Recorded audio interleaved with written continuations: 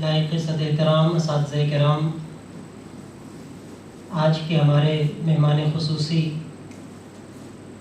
جناب پروفیسر سراج الدین اجملی صاحب اور میرے جملہ ساتھیوں، السلام علیکم ورحمۃ اللہ وبرکاتہ۔ الحمد لولیہ والصلاة علی نبیہ وعلى آلہ واصحابہ المتعدبین بآدابہ، اما بعد فاعوذ باللہ من الشیطان الرجیم، بسم اللہ الرحمن الرحیم، ادع الی سبیل ربک بالحکمۃ والموعظۃ الحسنہ وجادلہم باللتی ہی احسن ان ربک هو عالم بمن ضل عن سبيله وهو عالم بالمهتدين، صدق الله مولانا العظيم وصدق رسوله النبي الأمين المتين المعين الكريم ونحن على ذلك لمن الشاهدين والشاكرين فالحمد لله رب العالمين۔ آئیے کچھ عرض و معروض سے قبل اس ذات بابرکت کی بارگاہ میں درود و سلام کا نذرانہ عقیدت پیش کریں جس کی ذات صفوت آدم، رفعت شیس، رقت نوح، خلت ابراہیم، انقیاد و اطاعت اسماعیل، صبر و استقامت ایوب، حسن و جمال یوسف، شکر یعقوب، لہن داؤد، حکومت سلیمان، حکمت لقمان، کمال موسیٰ، تواضع عیسیٰ کی جامع اور جملہ اوصاف حمیدہ کی مرکہ ہے، اس ذات بابرکت کی بارگاہ میں درود و سلام کا نذرانہ عقیدت پیش کریں اور پڑھیں۔ اللہم صلی علی سیدنا شفیعنا حبیبنا مولانا محمد بارک وسلم، صلاۃ و سلام علیک یا رسول اللہ صلی اللہ تعالی علیہ وسلم۔ آج میری گفتگو کا موضوع ہے تعلیمات اسلام کے فروغ میں صوفیہ کا کردار۔ تاریخ کے مطالعہ سے یہ بات روز روشن کی طرح آیا ہوتی ہے کہ اسلام کی تبلیغ اور اس کی تعلیمات کے فروغ میں صوفیاء کرام نے انتھک مستعدی سے کام لیا۔ اسلام کی نشر و اشاعت اور اسلامی تعلیمات کو فروغ دینے میں صوفیاء کرام نے جو خدمات انجام دیں وہ ناقابل فراموش ہیں۔ ان حضرات نے اپنے اقوال، افعال، احوال ہر طرح سے اسلامی تعلیمات کو فروغ دیا۔ پوری زندگی انہوں نے وحدانیت اور کفر و شرک سے بچنے کی تعلیم دی، لوگوں کو محبت الہی، تقوی، طہارت، اخلاص، خوف خدا، صبر و شکر، عدل و انصاف، توکل علی اللہ، اخوت و محبت، خلق خدا کی خیرخواہی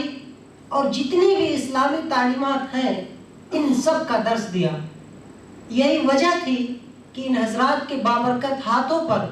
ہزاروں ہزار لوگوں نے اللہ کے ایک ہونے اور محمد رسول اللہ صلی اللہ علیہ وسلم کے اللہ کے نبی اور اللہ کے پیغمبر ہونے کی گواہی دی۔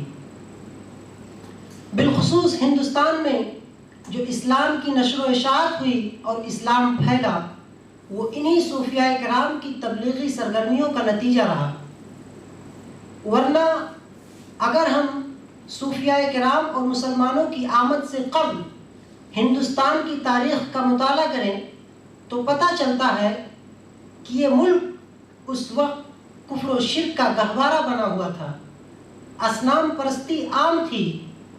ایمان بالغیب کا تصور تک نہ تھا، کیونکہ یہاں کے باشندے محسوس اور مشاہد خداؤں کی پرستش کے خوگر بن چکے تھے۔ ہر چہار جانب ظلم و بربریت کا دورہ تھا، کسی کی بھی جان و مال، عزت و آبرو محفوظ نہ تھی، عورت کو ذلیل سمجھا جاتا تھا، عورت اپنے شوہر کی موت پر اس کی چتا کے ساتھ زندہ جل کر ستی ہو جانا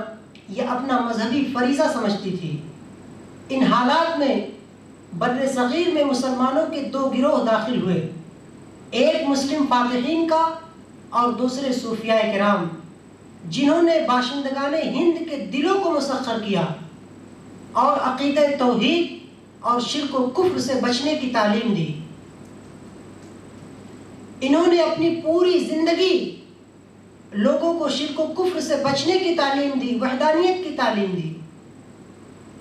یہ ایسے بلند کردار، انسان دوست اور با اخلاق لوگ تھے کہ انہوں نے اپنی پوری زندگی بلا تفریق مذہب و ملت تمام انسانوں پر محبت نچھاور کی۔ پوری زندگی اسلامی تعلیمات کو فروغ دیتے رہے۔ یہی وجہ رہی کہ ان حضرات کے مبارک ہاتھوں پر ہزاروں لاکھوں لوگوں نے کلمہ پڑھ کر کے اسلام میں داخلہ لیا۔ ہندوستان کے مشہور صوفی حضرت خواجہ غریب نواز علیہ رحمتہ و رضوان کی زندگی کا مطالعہ کرے تو پتہ چلتا ہے کہ آپ نے پوری زندگی اپنے اقوال، افعال اور اعلیٰ اخلاق و کردار کے ذریعے سے اسلامی تعلیمات کو فروغ دیا، اسلامی تعلیمات کو لوگوں تک پہنچایا۔ قرآن کریم کی آیت کریمہ ادعو الی سبیل ربک بالحکمت والموعظۃ الحسنہ وجادلہم باللتی ہی احسن، کہ اپنے رب کی راہ کی طرف حکمت اور اچھی نصیحت کے ساتھ بلاؤ اور اس طریقے سے بحث کرو جو بہتر ہے۔ اگر ہم خواجہ غریب نواز علیہ رحمتہ و رضوان کی زندگی کا مطالعہ کریں تو آپ کی پوری زندگی اس آیت کریمہ کی عملی تفسیر نظر آتی ہے۔ آپ کو یہ احساس تھا کہ مجھے بے دینوں کے یہاں دین کی خدمت، دین کی تبلیغ کرنی ہے، دین کی دعوت لے کر جانا ہے، اور اللہ رب العزت نے جو تبلیغ کا ایک اصول بیان کیا ہے، اسی اصول کے مطابق مجھے دین کی دعوت دینی ہے۔ اسی لیے آپ نے انسانوں پر محبت نچھاور کی، غربا کی مدد کی، خدمت خلق میں مصروف رہے، جس کا نتیجہ یہ ہوا کہ آپ کے اقوال اور افعال سے،